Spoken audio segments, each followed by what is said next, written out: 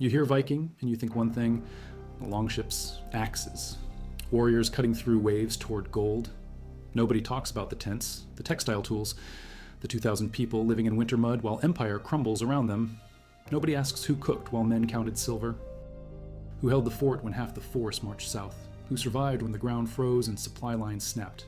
Torksey, 872, 136 acres of temporary settlement along the Trent, thousands overwintering, women, children, craft workers, merchants. Not just soldiers. This wasn't a raid. This was infrastructure. This was family. And the evidence buried there rewrites everything we thought about Viking expansion, especially what happened to the women who came along for conquest. When you follow the archaeology instead of the legend, when you read the spindle whorls and needle cases instead of just the swords, a different story emerges, a harder one. Because the great army that rolled through England from 865 onward wasn't just warriors. It was an entire society on the move, and that society needed women to function. What the Chronicle doesn't detail is scale. For decades, historians pictured a few hundred Vikings huddled behind ditches. Then metal detectorists started pulling finds from 6 fields north of modern Torksey. Over 1,500 objects cataloged, more than 400 coins, over 100 Arabic silver dirhams from eastern trade routes, 60 pieces of hack silver, 12 pieces of hack gold, 300 lead gaming pieces, spindle whorls, needle cases, linen smoothers, shears, tools for textile production. If you value documented archaeological research like this, subscribe. It's the best way to support our work. Also, comment from which city you're hearing this from.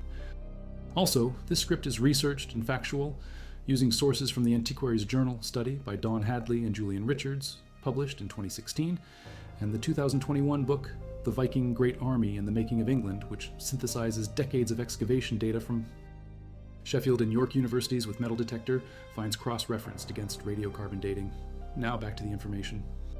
Geophysical surveys show no massive defensive ditches like later excavations found at Repton.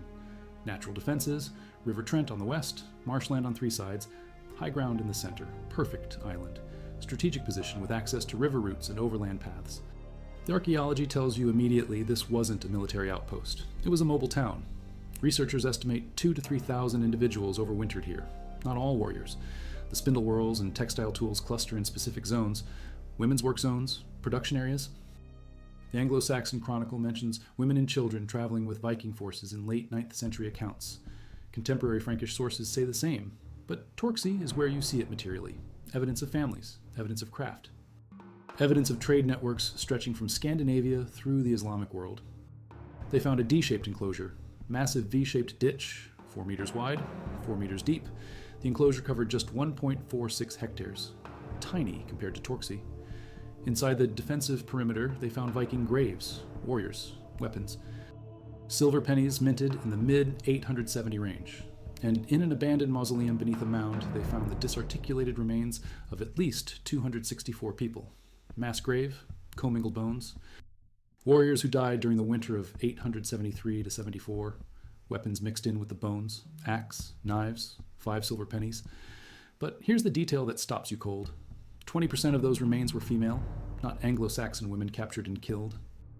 Isotope analysis on one female from the Repton burial showed childhood spent in mid-continental or Baltic Europe. Scandinavian origin. She came with the army. She died with the army. Julian Richards excavated it from 1998 to 2000. Members of the Great Army were interred there. Cremation burials, Scandinavian style. And females were present among the burials. Spindle whorls and needle cases appear in female graves across Viking sites. These aren't decorative. They're work tools, essential tools.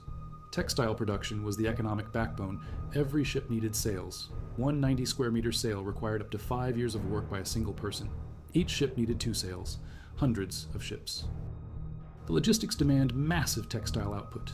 That output required women, not optional, mandatory. Ben Raffield at Simon Fraser University argues that the need for sails might have driven the initial Viking expansion. Ships meant mobility. Mobility meant raids. Raids meant wealth. But ships without sails were floating coffins, and sails without women making them didn't exist. Recent genetic studies from Margarian and colleagues in Nature 2020 analyzed 442 ancient genomes from Viking Age sites across Europe and Greenland. Results show substantial ancestry from the British Isles and eastern Baltic entering Scandinavia during the Viking Age. Gene flow from the east was female-dominated. Eastern European women came into Scandinavia likely through raids and slave networks. Gene flow from the West showed less sex bias. But in settlements like Iceland, genetic studies show 3/4 of founding males were Norwegian, while over half of founding females were from the British Isles. Women were captured, enslaved, married, integrated. The archaeological record at Torksey and Repton shows both Scandinavian women who traveled with the army and foreign women who were taken. The isotope data proves it. Strontium isotopes in tooth enamel reveal where a person grew up. Childhood diet and water sources leave signatures. At Repton, that one female from the mass grave had Baltic or mid-continental childhood signatures. She wasn't local, she came from afar. She was part of the army's structure. The Torksey finds include evidence of metalworking, smelting, processing stolen loot, melting gold and silver into ingots for trade. That processing needed hands. The 300 gaming pieces suggest leisure, downtime, but the spindle whorls and linen smoothers show constant production. Women weren't passengers. They were labor, essential labor. Without textile output, the army couldn't move. Without food preparation, the army couldn't eat. Without trade networks, the army couldn't convert plunder into usable resources. The women at Torksey and Repton were infrastructure. They enabled conquest. The Annals of Ulster record a Viking raid near Dublin in 821 where they carried off a great number of women into captivity. Slave trading was a central economic pillar. Major trading hubs at Dublin, Hedeby, and Birka had slave markets. Iron shackles and collars found at these sites. Archaeologists argue they were used for humans, not animals, because they concentrate near harbors and urban centers, not rural areas. Slaves comprised an estimated 10 to 25% of Viking-age Scandinavian populations, according to estimates by Neil Price at Uppsala University and Ben Raffield. The Viking expansion into Britain and Ireland provided a massive supply of captives. Women were specifically targeted. DNA from Iceland confirms it. Modern Icelandic populations have maternal lineages dominated by British and Irish ancestry, while paternal lineages are Norwegian. Captured women were integrated into settlement populations, forced integration. Sexual slavery was documented by Ibn Fadlan. Female thralls served as concubines, domestic workers, textile producers. Their children sometimes inherited slave status, sometimes gained freedom, always lived under the control of owners. Came as wives or daughters or sisters of warriors. Others were captives, taken from raids, brought to winter camps, used for labor, used for other purposes. The archaeology can't always tell them apart. Grave goods give hints. A female burial, with Scandinavian-style brooches, suggests she was Norse. A female burial with no goods or placed as a secondary interment in a warrior grave suggests she was a slave. At Repton, the mass grave contains weapons and female remains mixed together. Were the women warriors? Were they camp followers? Were they slaves sacrificed when warriors died? The bones showed no signs of healed combat injuries, no warrior marks. More likely, they were part of the camp population who died during the winter. Disease, malnutrition, cold. 2,000 to 3,000 people living in temporary structures in English winter. Death was inevitable. The mass grave at Repton wasn't a battle site. It was a winter camp cemetery. One woman buried with 46 glass beads and 11 silver coins forming a necklace. Hedeby coin from southern Denmark. Carolingian coins from Frankish territory. Triangular brooch with glass mosaic and gold enamel from Ireland or England. Weaving tools, weaving sword, spindle whorl, wool shears. These weren't decorative. These were work implements, essential equipment. The boat grave measured 4 meters long, stones arranged to mimic ship structure. At the center, a vulva stone, shaped like female genitalia, deliberately placed where the mast would stand. Archaeologist Søren Deinhoff from University Museum of Bergen says it's no coincidence. The symbolism is explicit. This might be a cenotaph, memorial for a woman who died elsewhere, or intended burial that never happened. But the grave goods tell the story. This woman had international connections. Foreign jewelry, Carolingian metalwork, Irish and English imports. She participated in trade networks stretching across Viking world, and she held economic power through textile production. Rectangular wooden construction, 1.7 by 1 meter, built in a hole in the ground.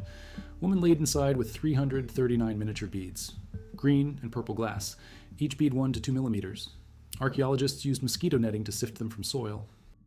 Oval brooches originally made from Carolingian sword sheath fittings, modified into jewelry in Scandinavia, then copied. These specific brooches rare in Norway, typical in old Danish areas, probably produced in Hedeby. The woman came from southeastern Scandinavia. Buried, according to her own cultural tradition in central Norway far from home. Raymond Savage, from the excavation, says she likely came through arranged marriage. Marriage was how families built alliances, how they gained political power. Distance didn't deter them. Women traveled hundreds of kilometers to marry into new communities, to cement trade relationships, to forge political bonds. But for every elite woman, there were dozens of workers. dozens of slaves, dozens whose graves contained nothing, or who got no graves at all. The Oseberg ship burial in Norway from 834 is the most sumptuous Viking funeral ever found. A woman, probably queen or priestess, buried with elaborate ship, horses, valuable objects, but nearby other burials show stark contrast. Simple graves, no goods, bodies discarded. The hierarchy was brutal. At the Isle of Man, a woman in her 20s was found with large hole in her skull. No grave goods, likely enslaved, killed by blow to the head. Her burial represents thousands of women who lived as property, who died as property, who were forgotten. Longhouses varied from 15 to 75 meters long depending on owner's wealth, 5 to 7 meters wide, built around wooden frames on stone footings, walls of planks or logs or wattle and daub. Inside, divided into rooms, 2 rows of posts supporting roof beams, 3 long aisles. Hearth at center. The hearth room was where life happened. Cooking, eating, working, sleeping. Benches along walls doubled as beds. Chief or household head sat in high seat at table's head. Everyone else on benches around hearth. No privacy. Everyone cooked, ate, worked, slept together in close quarters. Women managed this space, organized labor, coordinated textile production, prepared food. In wealthy households, women held keys. Bronze keys, found in elite female graves, symbolized household authority. The key holder controlled storage, controlled resources, controlled who ate when. They belonged with livestock. Old Norse law allowed owners to beat, kill, sexually exploit thralls without punishment. At winter camps, this hierarchy intensified.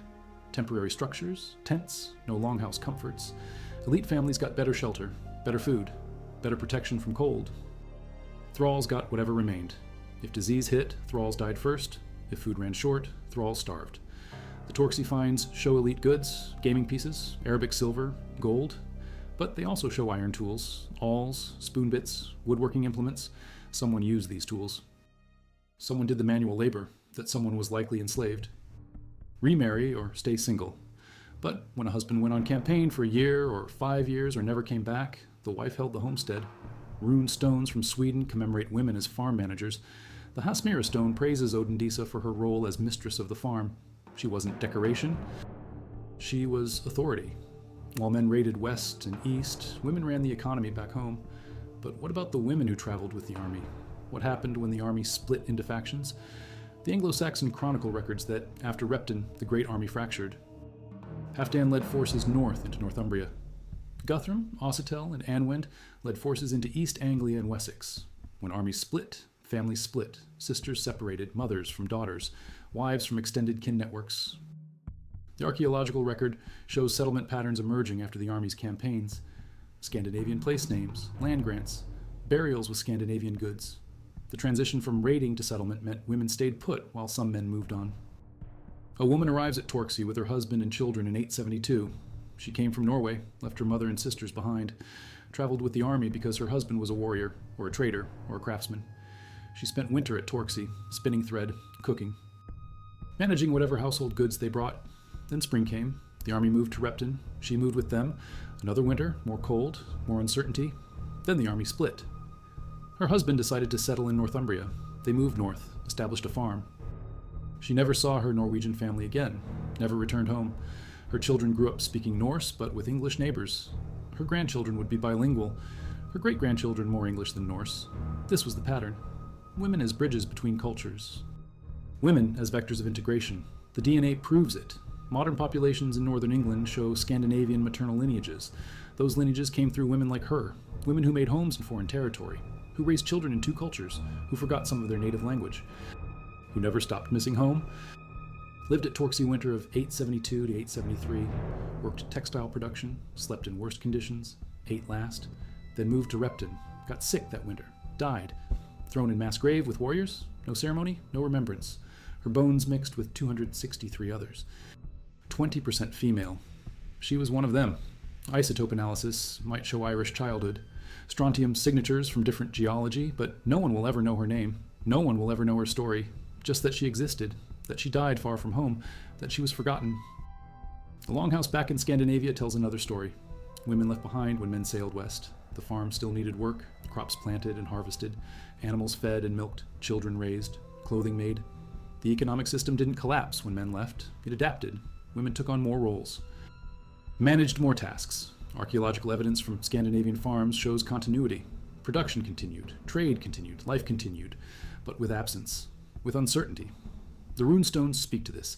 Stones erected for men who died abroad. Stones that say sailed west and never returned. Stones that mark absence as much as presence. Women commissioned these stones. Women who waited. Women who eventually accepted their men weren't coming back. Women who remarried or stayed widowed. Women who passed land to children. Women who kept the system functioning. At Birka, in Sweden, over 1,100 burials excavated. Over 120 graves contained coins. Coins from everywhere. Scandinavia, England, Western Europe, Byzantium, Rome, Middle East. Most coins were Arabic dirhams, evidence of Eastern trade routes, slave routes, silver routes. Women's graves at Birka show wealth, glass beads from Mediterranean, mosaic beads from Middle East and Europe, silk fragments from Byzantium. These weren't just decorations, they were evidence of participation in international trade networks. Some women traveled these routes. Some received goods through trade, some inherited from husbands who died abroad. The archaeology can't always distinguish, but it proves women were connected to Viking expansion. Whether they traveled or stayed home, whether they chose their role or had it forced, they were essential components. The grave of a young girl at Birka tells another story. 5 or 6 years old when she died, buried in coffin with knife, needle case, brooch, and 47 glass beads. Unusual for a child. Most children buried with few goods. This girl got adult treatment. Why? Isotope analysis shows Birka wasn't her home. She came from elsewhere. British or Irish, perhaps. Was she captured? Was she daughter of captured mother and Norse father? Was she being trained in textile work? The needle case suggests yes. Young girls learned weaving and spinning early. Skills essential for survival. Skills that determine economic value. The 47 beads suggest status, family wealth, or maybe payment for her family. The archaeology asks questions it can't answer, but it proves children were part of winter camps, part of the mobile society, part of the mixing that created Viking Age culture. The Byzantine source De Administrando Imperio describes Rus merchants transporting captives by boat along the Dnieper River. The Arabic geographer Ibn Hawqal in the 10th century described slave markets in Kievan Rus territories. The slave routes ran east from Scandinavia through the Baltic into Slavic lands and down to Byzantium. They ran west from Scandinavia to Britain and Ireland. Captives moved along these routes, female captives in particular. The Torksey finds include over 100 Arabic dirhams. These coins came from Eastern trade. Part of that trade was human. Slaves for silver, silver for goods, goods for more raids. Women were commodities in this system. Not all women, but many. The evidence is unambiguous. Some were active participants. The grave goods show elite women. Brooches, beads, imported jewelry. One woman buried in a prestigious boat burial at Sala in central Sweden in the late Viking Age was completely British genetically. She was given honors in death, high status. Whether she came willingly or was captured and then rose in status is unclear, but she ended up in a position of respect. At Repton, the female remains in the mass grave were mixed with warriors, not segregated, not treated as lesser. They died as part of the group.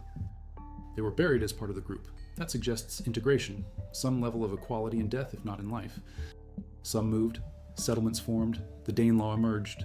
Scandinavian culture blended with Anglo-Saxon culture. Women were the vector for that blending, through marriage, through raising children, through passing language and custom. The linguistic evidence shows Scandinavian became the everyday language in parts of Britain. That doesn't happen without women. Men can raid and leave. Women raise the next generation. The place names in the Danelaw are Scandinavian. The DNA in modern British populations shows Scandinavian admixture. That admixture came through women having children with men. Whether those relationships were consensual or forced, the genetic legacy remains. What happened to the women who stayed behind in Scandinavia when the Great Army left? Farms still needed managing. Textile production still needed output. The economy didn't stop. Some women went with the army, most stayed. The rune stones tell part of this story. Stones erected by women for men who died abroad. Stones erected for women who managed estates. But the stones don't tell you about the fear, the uncertainty, the years of not knowing if a husband or brother or father was coming back. The Viking Age wasn't romantic adventure for women. It was economic pressure, social pressure, kinship obligations. If your brother went raiding, you held his land. If he died, you inherited. If he came back with a captured wife, you integrated her into the household. If he brought slaves, you managed them. The household was the unit of production. The woman ran it. Someone allocated tasks. Someone ensured output met demand. In Scandinavian society, that manager was typically the mistress of the household. At a winter camp with thousands of people, that same structure likely applied. Elite women managed other women, coordinated production. Negotiated with merchants. The grave goods from Norwegian women's burials include Irish and English bronze vessels, drinking horns, serving implements. These weren't random loot. They were status symbols, evidence of raids, evidence of feasting, evidence of the social role women played in alliance building. Ina Margrethe Hien Pettersen at NTNU argues that women with these objects held special positions. They arranged banquets. They built alliances before raids. They were political actors. At winter camps like Torksey, that role continued. Women facilitated the social infrastructure that held the army together. Often one high-status individual and one or more low-status individuals. No grave goods for the secondary burials, sometimes decapitated. Anna Kjellström at Stockholm University analyzed Viking graves in Sweden, Norway, and Denmark. Found around 10 graves with likely slaves. Many showed signs of execution, decapitation, no healed injuries. They died violently, likely sacrificed when their masters died. The Flakstad grave in Norway from 1988 contained a warrior buried with weapons, shield, and moose antlers. Beside him, a thrall. No possessions. Head separated from body. Sacrificed. The Grimstad grave near Stockholm had 2 decapitated men, likely slaves. Ibn Fadlan described a funeral where a female slave volunteered to be killed and placed in the grave with her master, or claimed she volunteered. The sagas mentioned similar practices. Reality was probably coerced volunteering. Women without agency, women owned by men who died, their fate sealed by their master's death. The legal codes from later medieval Norway used neuter pronouns for slaves, not masculine or feminine. Neuter, property, advanced domestic animals. The National Museum of Denmark describes slaves as living in the darkest end of longhouses with livestock. In winter camps, they lived in the worst conditions. Tents, temporary structures, no heating, no protection. When disease swept through, slaves died first. When food ran short, slaves ate last. When the camp moved, slaves who couldn't keep up were left behind or killed. The evidence for this is indirect. Slaves leave minimal archaeological traces. They don't get formal burials. They don't get grave goods. They don't get remembered on runestones. But absence of evidence isn't evidence of absence. The written sources confirm they existed. The economic logic confirms they were essential. And the handful of burials that do exist confirm they died in large numbers. 20% female, 80% male, most aged 18 to 45. Warriors in their prime. Some showed violent trauma, weapon injuries. Others showed no signs of combat wounds. They died of other causes. Winter camps were death traps, close quarters, poor sanitation, limited food supplies. Disease spread fast. The army had been on campaign for 8 years by the time they reached Repton. Constant movement, constant stress. Immune systems weakened. When winter hit, people died. The women in the mass grave died alongside the men. Same conditions, same fate. Now contrast Torksey and Repton with what happened next. After Repton, the army split. Halfdan took his forces north, settled in Northumbria. The Anglo-Saxon Chronicle says he shared out the land of the Northumbrians, and they proceeded to plow and to support themselves. Settlement. Permanent settlement. That required women, families, infrastructure. The Danelaw formed over the next decades. Scandinavian settlers mixed with Anglo-Saxon populations. Genetic studies show integration, not conquest and replacement. Integration and intermarriage. That intermarriage happened through women. Some came from Scandinavia, some were local, some were captives elevated to wife status. The mechanisms varied, but the outcome was the same. A blended population, Scandinavian Anglo hybrid culture, language, law, land ownership patterns, all show the mix. At Birka in Sweden, archaeologists found grave BJ 581 in 1878. High status burial, weapons, gaming pieces, 2 horses. Assumed male for over a century. DNA analysis in 2017 proved female. 2 X chromosomes, no Y chromosome. The skeleton showed signs of mobility in life. Strontium isotopes indicated she wasn't from Birka originally. She traveled. The gaming pieces suggest strategic thinking, military planning. Some argue she was a warrior, others argue the weapons were symbolic. The debate continues. But the DNA doesn't lie. She was biologically female. She was buried with full martial honors. Whether she fought in battle or commanded forces or held status through family ties, she was important. And she wasn't alone. Other weapon graves in Scandinavia contain female remains, not many. But enough to show that the rigid gender separation we imagined didn't always apply. Some women fought, some women commanded, some women died in battle, most didn't. But the exceptions prove the system wasn't absolute. Normal social rules bent under campaign conditions. Women who would stay home in peacetime traveled with armies at war. Women who would never touch a weapon might defend a camp under siege. Women who would manage a single household might coordinate production for thousands. The archaeological evidence from Torksey shows production, trade, craft, all requiring organization, all requiring labor, all requiring women, not as decoration, not as victims only, but as essential participants in the machinery of conquest. What happened to women at winter camps when campaigns ended? Some went home, some stayed and settled, some died, some were sold, some were freed, some married into local populations, some disappeared from the record entirely. The Torksey camp lasted one winter, then the army moved on. Did all the women move with them? Unlikely. Some stayed, married locally, integrated.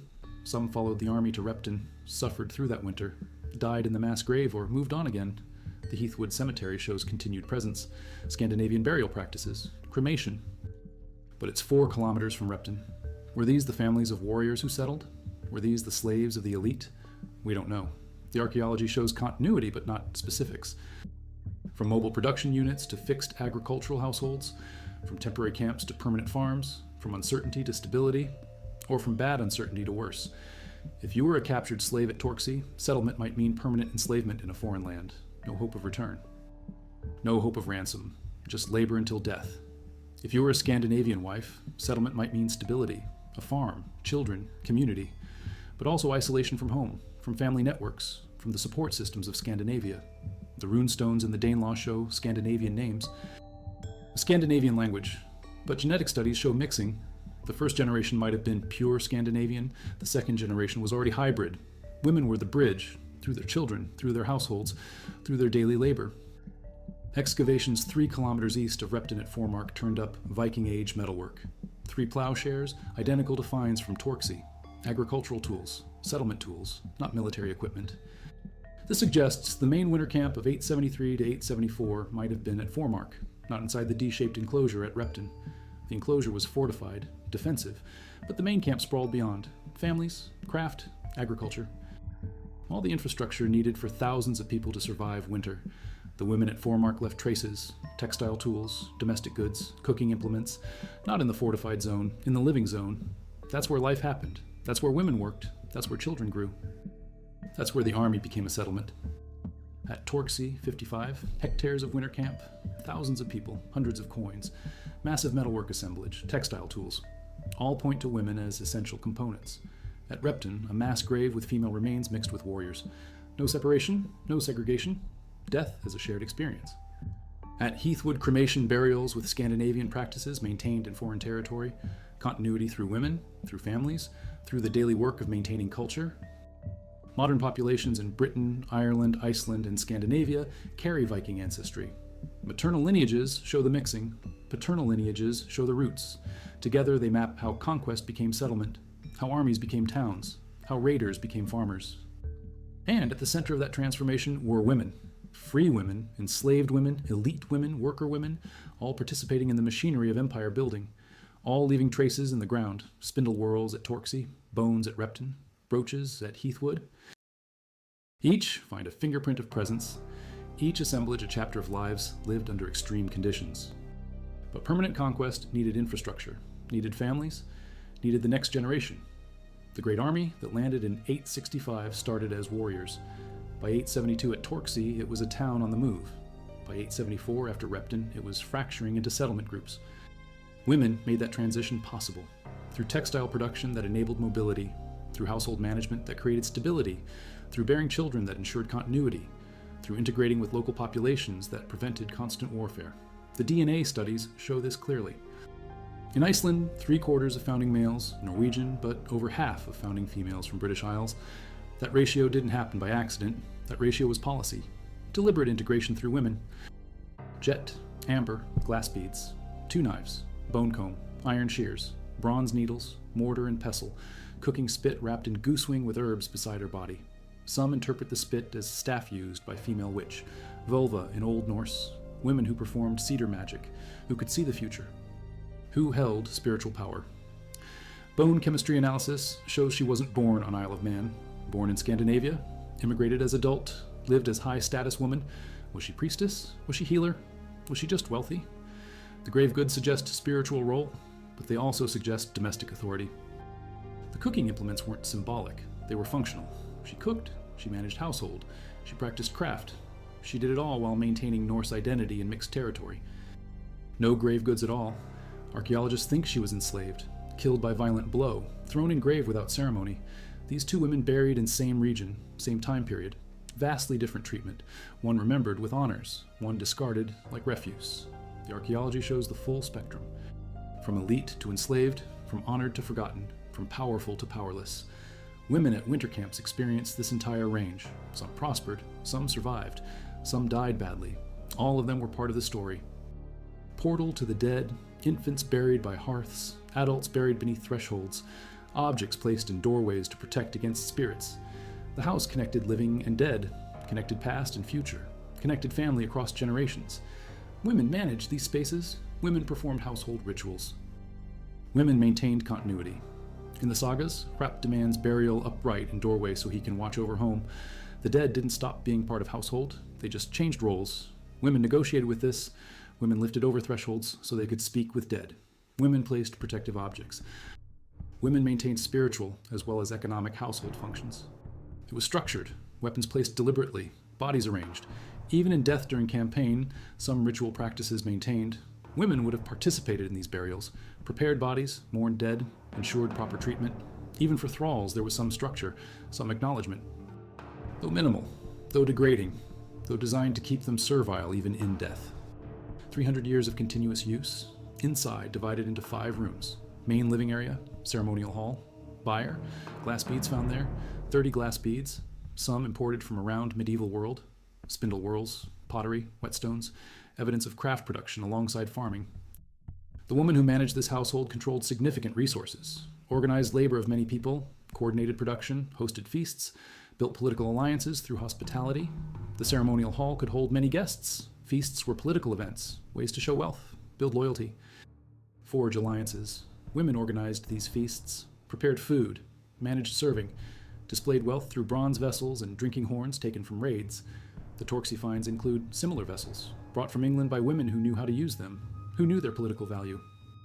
Second call to action.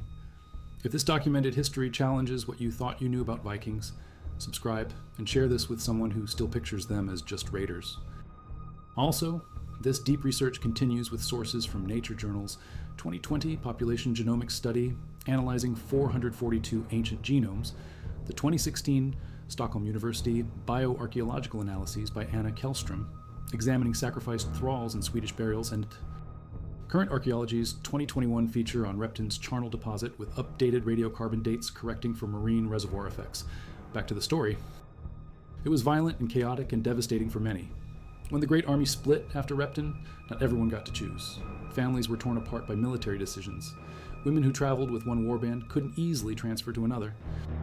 If your husband decided to go north with Halfdan, but your brother went south with Guthrum, you lost someone.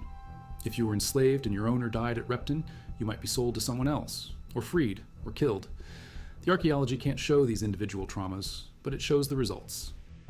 Discontinuity, burials that stop, settlements that appear, place names that change, gene flow that continues, all evidence of transformation through people, through women, through children, through forced and chosen migrations. To sleep in a tent on an English marsh in 872 while your husband counted Arabic silver, to know your brother might die in the spring offensive, to wonder if the peace with Mercia would hold, to spin thread for sails you'd never see finished, to cook for warriors who'd never learn your name. But we know it happened. We know thousands did it. We know women were there, not in the margins, in the center, as labor, as family, as captives, as survivors. The archaeology doesn't lie. The DNA doesn't lie. The isotopes don't lie. The spindle whorls and needle cases and linen smoothers don't lie.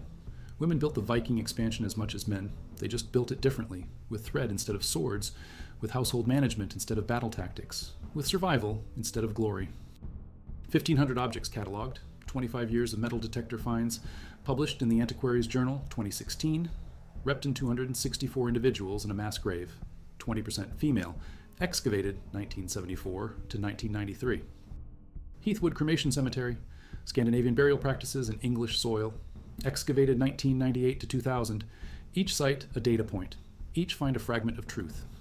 And when you assemble the fragments, the truth is this: Viking conquest wasn't a masculine enterprise. It was a societal enterprise. Families, communities, economic systems all moving together, all transforming together. The women at winter camps weren't background characters. They were protagonists in their own right. We just forgot to ask about them.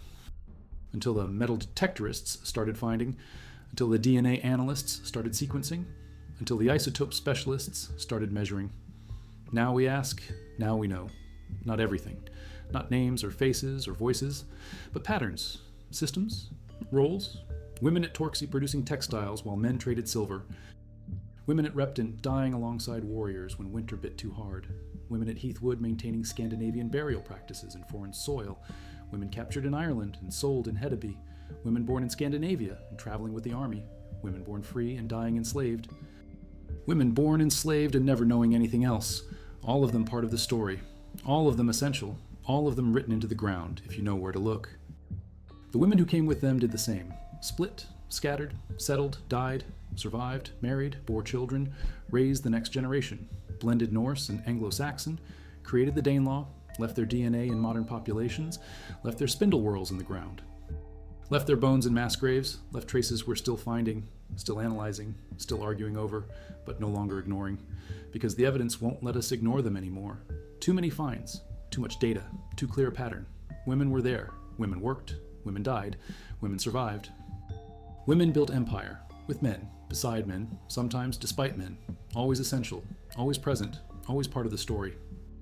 They were there, in the mud, in the cold, in the danger, doing the work that made conquest possible, making sails, managing supplies, bearing children, raising the next generation, maintaining culture, integrating with the conquered.